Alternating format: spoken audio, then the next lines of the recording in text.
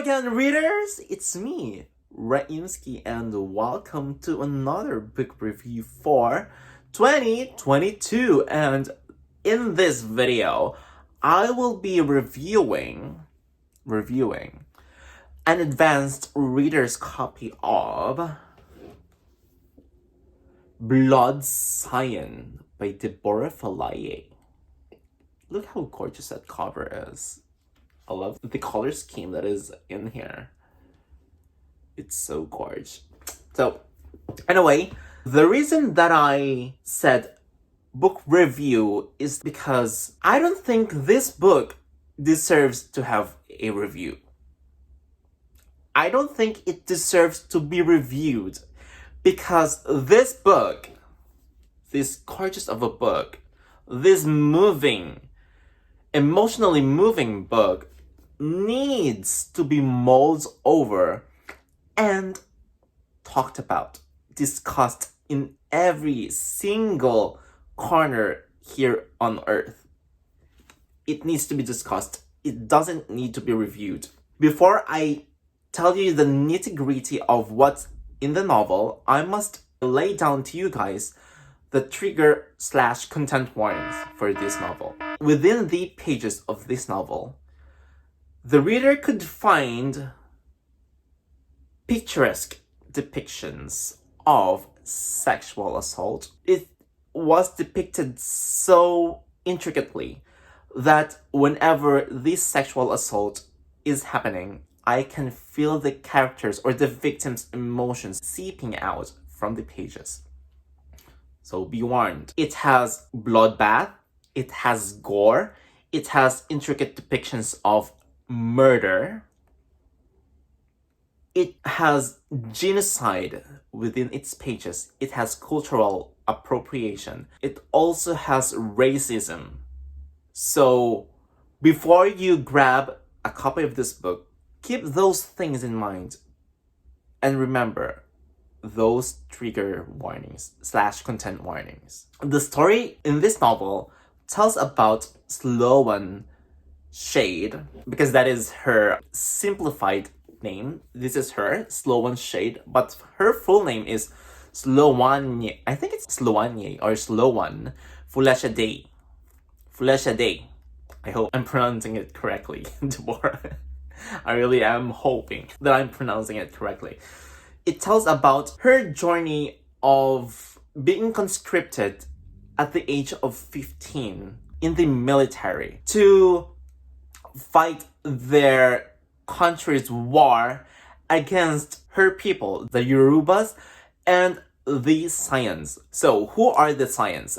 These Scions are these descendants of the Orishas, their bloodline descendants. These Scions have the abilities of the Orisha that they are connected to. For example, Scion, she is a Scion, and she is a blood descendant of Shango.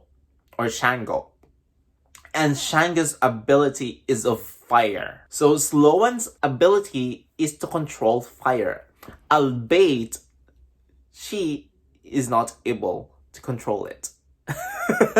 She is conscripted into the military to help their government wipe out the Yorubas and those Scions. Because according to the history in this book, before the settlers came onto their land, the Scions were the ones who ruled everything, who governed everything in their country, and it was a peaceful time. But then again, when these settlers, these colonizers came into their land, they pillaged every single one of them. They pillaged the country. They eradicated every single Yoruba, every single Scion that is within their lands.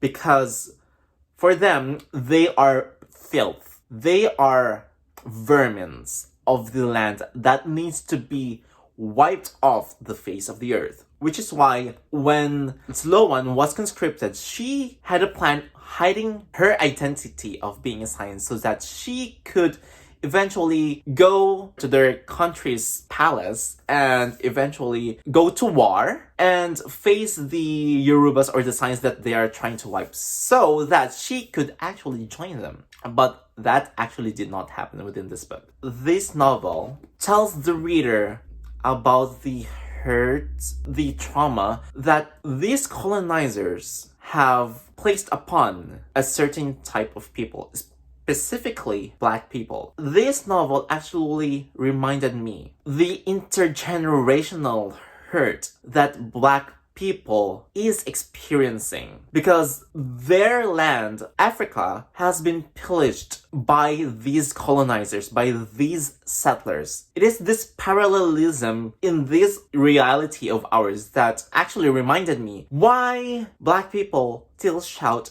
Black Lives Matter. Because their ancestors have been enslaved, have been raped, they have been murdered, just because the colonizers' ideals, their culture, differ from their ancestors' culture, ideals, and way of living. It is also the same thing here in Canada. When colonizers pillage the culture of Indigenous people. And one of the most powerful scenarios here that depicts cultural appropriation is the head of the monarchy, who happens to be a white person herself, always dresses herself in the garb of Yoruban tradition. In other words, how African people dresses. She garbs herself in and she embezzles it with gemstones, with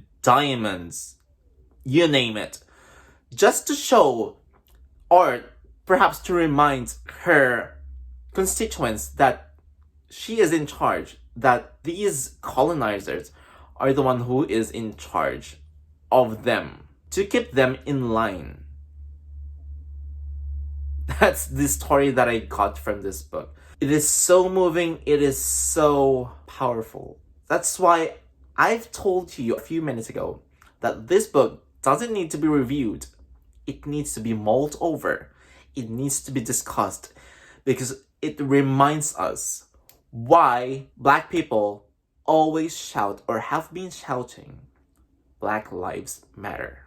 So with all of that said, I am going to be giving this book 9 out of 10 stars because it is just that good. It's so moving, it's so powerful.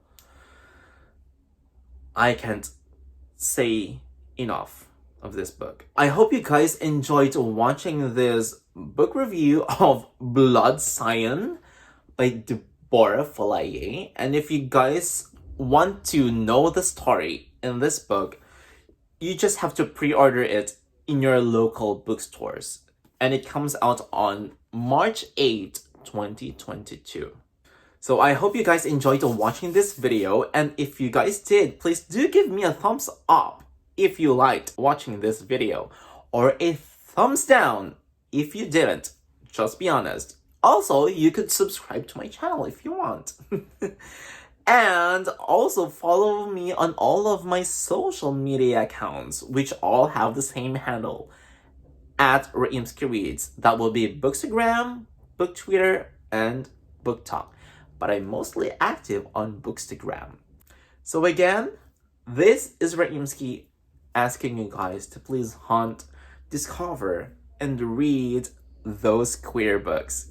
Queer out!